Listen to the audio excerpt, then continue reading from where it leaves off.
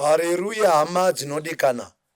Regedzai titende Mwari mhuri yeZimbabwe tiri pano pa Chibanda Media. Ndoda kutaura pamusoro pehama yedu Bishop Marimo. Chekutanga, I want to clear this. Bishop Marimo, I am not jealous of you. Ndakaona mchitaura pa channel pa Mkoma Zigo. I'm not jealous of you. I have nothing personal. I have nothing against you. When I look at you, you are as good as my brother. You are as good as my uncle. You are as good as my yangu. Saka handina chinhu chandinoti chiri personal. Nyaya ndiri kutaura panapa ine chekuita nedoctrine. It's about doctrine of Christ. Paunongotanga kutaura zvaMwari zvine chekuita neshoko ratakatenda, then your doctrine has to pass through a test. Saka musafunge kuti ndine daka nemi munhu waMwari, or musafunge kuti I am attacking your children's bread. But kana mukafunga kuti ndiri kuataka chingwa chavana venyu, ipapo mondiregerera.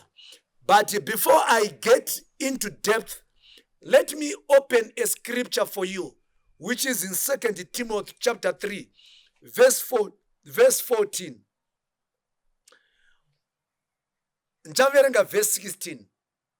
All scriptures is given by inspiration of God, or all scriptures is inspired by God and is profitable for doctrine.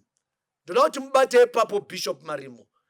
Kutaura kwandakaita ndakange ndisinga kuatakei, but ndaiedza kuburitsa pfungwa yekuti pamuri kutaura nhau yaKristu, Kristu wacho ngaaonekwe munhau yamuri kutaura, ngaaonekwe achifamba munhau yamuri kutaura.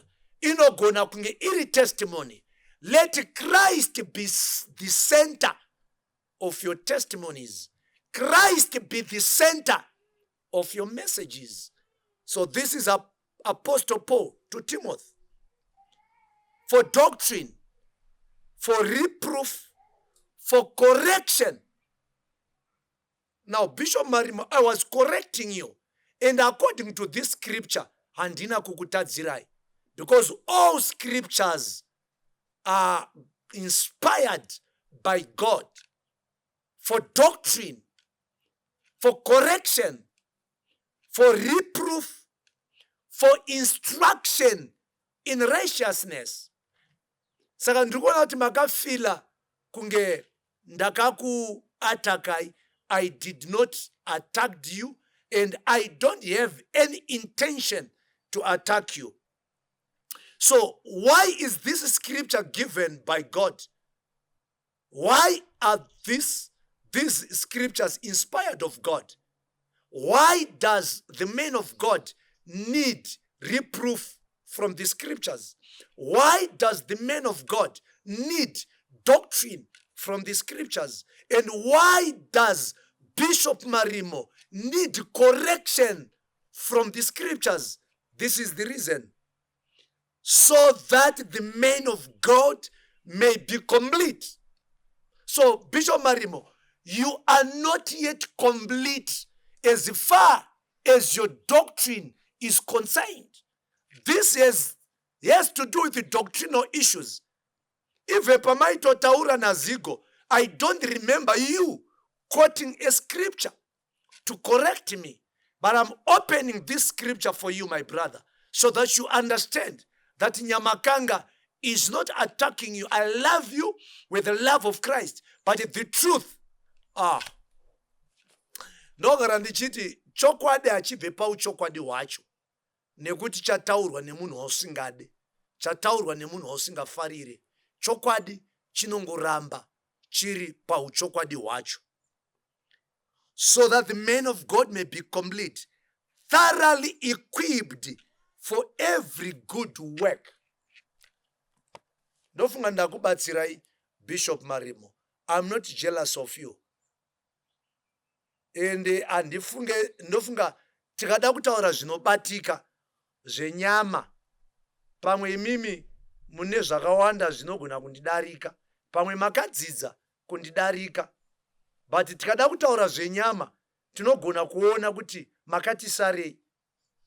Tikada kutaura zvenyama, tikada kutaura zvedzidzo, tikada kutaura zveministry experience. Ini ndakapinda muushumiri 2004 kusvika pa 2026, calculate makore andagara muushumiri. Can I be jealous of you? Tikada kutaura zvekudzidza, ndakadzidza up to master's degree. Handizoti makadzidza kusvika palevel, but izvozvo it's not necessary. But ndinongowedza kuburitsa pfungwa yekuti I'm not jealous of you. You are my brother. This is about doctrine. It is a doctrinal issue. And I still stand to be corrected. Kuti ndatadza here kana ndichiti. Your message must be Christ-centered. Because ndakakuteerera muchitaura paya muchingoti I ini ndakanamatira vachirenje, ini ndakanamatira. It's all about you. And tell you what, endai kuna Isaiah na Ezekiel, pane murume aingoti I shall ascend, I shall be exalted. Murume ye handidi kutaura nezita rake, because tikada kutotaura nezita rake tikutomupembedza, tikuda kutomuita nga akakosha yasina kukosha, hatitauri nezita rake. But murume ye nenyaya yekuti ini akabva adzingwa kudenga akakandirwa pano panyika, aripo pano panyika. Murume ye mbiri yese tapedza kuparidza Marimo, tapedza kudzinga madhimoni, tamamhanyisa, vane zvirwere zvakasiyana-siyana vaporeswa, vanhu varova vatirovera maoko, taparidza marevelational messages. Pane zita rinofanira kusimudzwa, and zita iroro nderaKristu. Matestimony anotaurwa nevanhu aya achiti ndakanga ndaenda munhu waMwari akashandiswa, kutokanganisa. Matestimonies anofanira kunongedzera vanhu kuna Kristu. It is all about Christ. It's not about Nyamakanga. It's not about Marimo. It's not about Magaya. It's not about Makandiwa. It's not about Madzibaba Mose. It's not about Mutumwa Masango. It's not about Musindo. It is about Christ. Let Christ be the center of our message, and let Christ be the center of our testimonies. Even in our songs, dzimbo dzatinoimba, dzimbo idzodzo ngadzinzikwe, Christ achifamba.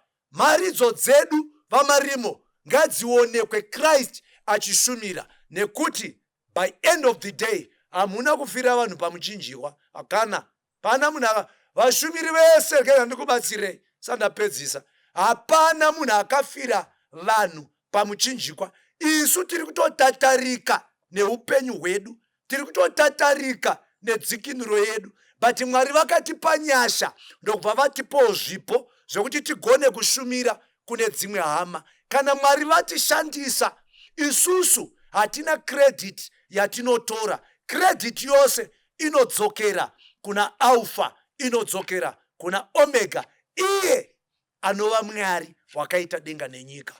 God bless you.